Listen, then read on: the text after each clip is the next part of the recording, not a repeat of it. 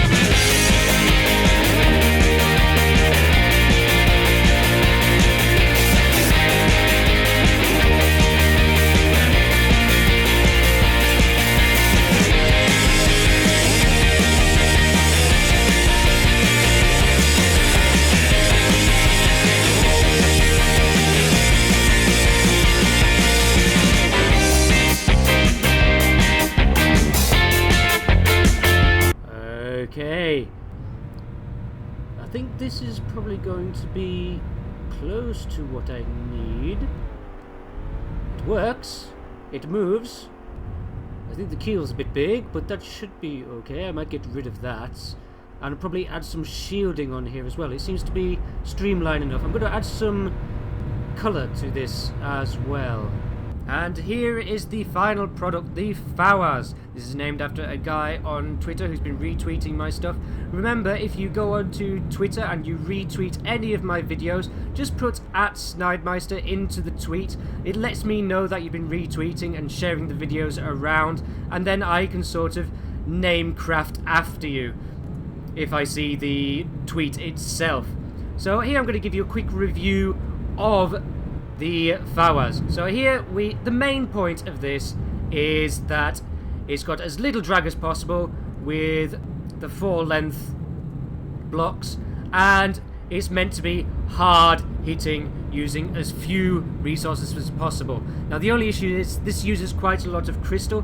You can of course take out the crystal using parts. That includes all these like missile warning systems, the smoke dispensers, the laser warners, all these bits here. You can take it all out and just have it controlled by yourself if you want to, and that would end up reducing the crystal count and having it so that this can be controlled, well, by yourself. Of course, if you can keep the AI in there, and this thing can actually do pretty damn well in a fight. It's mainly meant to go against the Onyx Watch. It's meant to be a starter craft, sort of a quick strike craft that just zooms in right at the beginning and takes out as many people as possible.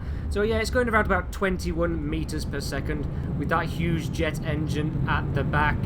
It has down here, it has a control block and a hydrofoil. Now this is mainly just to keep the engine out of the water. It's only got around about a 2-degree angle of effect, so it just lifts up the back a little bit to keep the engine running at all times. We have another action control block which sets off this missile, which blocks heat-seeking missiles from hitting the craft. It's sort of a flare that fires out the back. We have the engine inside, if I press P, which is very, very long and has most of the power being produced at the end by this small little area here. And that produces 147 power, so it's quite a decent amount. It doesn't really go into a second level, it only goes into a second level here, but doesn't really do much up here, so that's that. If we go back here, we can see the AI itself, which is down here. We have the AI card, the naval movement. Now this is mainly meant to be attacking craft at a distance. It used to be going in and charging the enemy, which was quite bad. It didn't do very well in those battles. So I've extended it so it shoots things from a distance. Now, the main focus of this, of course, is these missiles. Now it has these two missiles here. These are both exactly the same. Camera, variable thruster, so it goes around about 2,000. Fins, 1 turn. Fuel tank, another fin. 3 fragmentation, an explosive, and an infrared seeker. So these destroy things quite... They do a lot of damage. Let's just say that. And of course, to make sure that they don't hurt friends, identify friend or foe. Then underneath, we have these torpedoes here, which have, if I zoom in here, SP again, actually it's a bit easier. It has the identify friend or foe, and it also has the ejector cylinders on here, so it pushes these out forward. And these, again, are pretty damn strong, pretty damn big. Torpedo propeller, 5 fins, fuel tank, ballast tank, so it can move about underwater quite easily. 1 turn. It has 1, 2, 3, 4, 5 fragmentation warheads, an extra fin here, prediction guidance, so it'll actually aim for where the craft is moving towards, and an explosive warhead and a torpedo sonar. So that's pretty much all there is to this craft, other than going into my my player stats. The shield really doesn't do much. I think I might actually get rid of that. It's a little bit annoying. I might end up having 2 shields at either side, because this sort of circles around the enemy and attacks from the sides. But other than that, it just has the ammunition processors, the fuel processors, and the ammo inside down here.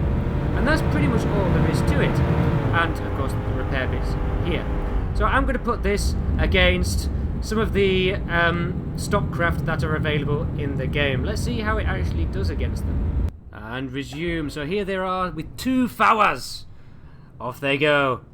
And we're going to have these battle against, let's go against a Scrapper.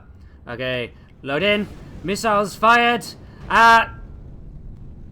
Okay.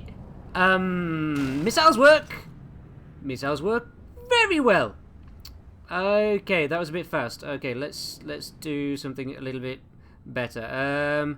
Baby paddle gun. There we go. Okay, this should at least have a bit of a chance. Well, probably quite a bit more of a chance against these two. Okay, missiles are fired. The paddle gun is turning round. It's firing. And then... Are you serious? There's only 2 of those things. And they're not exactly big. They're not resource heavy. Except for in crystal wise. Okay, they're very resource heavy in crystal. But everything else, they're cheap as chips.